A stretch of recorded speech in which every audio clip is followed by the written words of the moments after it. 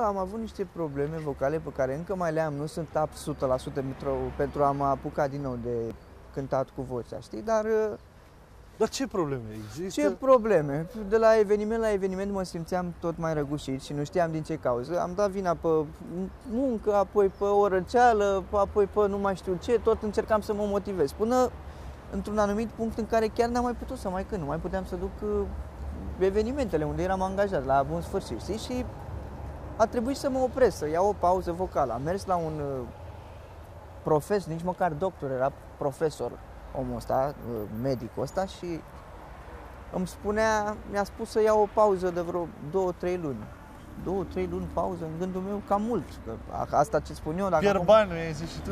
Lasă-i, Doamne, iartă-mă de bani, cât era vorba, că mai știam și eu din stânga și din dreapta că nu e bine să faci pauză atât de mult. Nu credeam că eram atât de grav încât să fac 3 luni pauză vocală. Hai pe ăsta. Hai pe trotuar. A fost destul de lungă pauza asta și făcând 3 luni pauză, necântând deloc, mi-a cauzat și mai mult. Adică în loc să-mi facă bine, mi-a făcut mai rău pauza asta pe care mi-a spus omul ăsta, să-i dea Dumnezeu bine. Dar deci n-a făcut bine, n-ai făcut bine? N-am făcut bine că am ascultat. Trebuia într-adevăr să-mi iau un tratament, nu știu, de o săptămână, 2, maxim 3 săptămâni, dar nu 3 luni de zile să nu pui mâna să cânti deloc. Adică crede-mă că mă feream să și vorbesc la un moment dat, doar că l-ascultam pe domnul ăla, știi, că mi-a zis el nu știu ce și nu știu cum. Îmi aduc aminte că Sorinel, dacă nu... Da, Sorinel. Și Sorinel a avut o problemă tot așa cu vocea și nu vorbea, n-a vorbit deloc. Da, nu cred că 3 luni. Nu 3 luni. Și gândește-te că probabil el făcuse vreo operație, ceva, nu știu dacă așa este, bănuiesc, nu știu. Dar la mine n-a fost vorba de vreo operație, de vreun nodul pe corzile vocale, n-a fost niciodată problema de așa ceva. Adică am fost pormă la alți medici, am ajuns și prin străinătate, prin Franța, la un medic foarte bun care... Omul avea poze acolo, ca să înțelegi tu, numai cu artiști mari care veneau la el la control, foarte, foarte mari. Da. Și mi-a spus, băi, corzile tale vocale sunt de bebeluși, sunt de nou născut, sunt perfecte. Nu știu care este problema pentru care nu poți să cânti, știi? Și am mers mai departe, m-am obișnuit oarecum și cu ideea asta că nu pot cânta. Între timp, cred că știi foarte bine și majoritatea oamenilor știu, m-am apucat de instrumentul pe care l-am studiat de mic copil, ca să ajung la nuntă, pentru că vreau să ajung la evenimente cu orice preț, nu puteam. Intrasem și într-o chestie de asta, să o numesc așa ca o depresie, știi? Și nu puteam să stau acasă și ai mei să plece să cânte, pentru că eram obișnuit de copil mic, de la 9 ani să cânt și la 18 ani, 17 ani să nu mai cânt. Nu era ok pentru mine. Și am ales să merg cu instrumentul ăsta, cu clapa, să merg alături de tata și de Florin. Mi-am luat rolul de, să spun așa, motor al formației. Eu mă ocupam de băieți, de formație, pregăteam piesele și așa mai departe, ceea ce fac și acum, în prezent, știi? Și m-am obișnuit oarecum cu ideea asta. A intervenit și o teamă de a cânta, după atâția, sunt 4 ani de când nu mai cânt cu vocea. Dar eu sper că într-o bună zi Dumnezeu îmi va reda vocea aia care o vreau eu înapoi, știi? Adică să mă simt eu 100%. 4 ani, da, aproape 4 ani sunt. Ăsta cred că ar fi al 4-lea an. Da, e o dramă foarte... Vreau să-mi imaginez prin ce trece. Și mai ales la câtă muzică cunoști tu. Crede-mă, Luciane, că dacă n-aș fi avut familia alături de mine, părinții și frații, cu siguranță n-aș fi putut. Iar în acest timp, în acea perioadă, când a intervenit problema asta vocală, am cunoscut-o pe soția mea, care zici că a fost trimisă de Dumnezeu și prin ea mi-a luat, ca să înțelegi tu cum am pus eu problema, mi-a luat Dumnezeu pe o parte și mi-a dat de 2 ori mai mult. Știi de ce de 2 ori? Pentru că soția mea mi-a dăruit 2 copii în perioada asta, o fată și un băiat. Să-ți trăiască, să-ți Mulțumesc din suflet și uite, vorbesc și crede-mă că pe mine personal, că știu eu prin ce am trecut, mă ia așa cu frig. Mi-a dăruit copilașii ăștia mei minunați, soția mea, și am uitat de problemele astea vocale.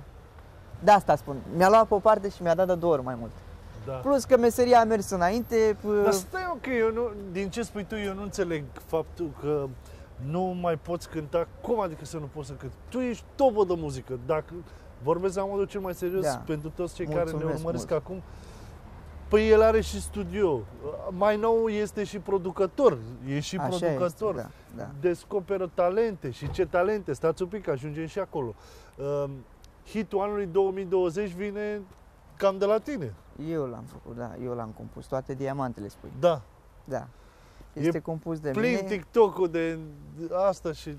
Pentru că, uite, eu am vrut să dau înainte cu muzica, doar în muzică. Puteam să fac și altceva, pentru că nu vreau să pară ca o laudă în fața oamenilor care ne urmăresc acum, dar am fost un copil foarte cu minte și am avut niște părinți minunați alături de mine, care tot ceea ce am produs și eu financiar, mă refer, din muzică, am fost foarte ordonat în viața mea, știi? Și mi le-am pus toate cap la cap și am reușit să fac și eu anumite chestii, știi? Da, adică n-am muncit degeaba până la vârsta asta și puteam să nu mai vreau muzică, să mă bag în altceva, să-mi fac o afacere. Nu, din prea multă iubire pentru muzică, crede-mă că am rămas tot aici. Am vrut să fac practic tot asta știi să faci, dacă toată viața ta ai făcut numai muzică, da, de mic copil, nu? Așa este. De la liceu, Așa este, Lucian. Și am dat înainte, ți-am spus, merg și cu clapa cu ai mei, că iubesc foarte mult chestia asta, dar pe lângă... Dar pe mine m-ai făcut curios maxim. Ce? De ce nu mai poate Ionuț să cânte? Deci, ce s-a întâmplat? Ce e acolo? Nu ai voce, asta e... Am avut o perioadă în care, crede-mă, că dacă trebuia să țip la tine, să te strig mai tare, băi, Luciane, era o reținere atât de mare încât mi-era frică să te strig. Crede-mă că au fost probleme grave, adică oamenii care mă urmăresc non-stop, eu am mai vorbit. Vocea sau ce? Da, îmi scăpa vocea rău de tot. Rău. Eu nu puteam să țip la tine, mă, să te strig. Dacă trebuia să-mi strig și eu un prieten, băi, Cornele sau nu știu cum, nu, aveam reținerea aia, că nu puteam, știam că îmi scapă vocea și era pe psihic.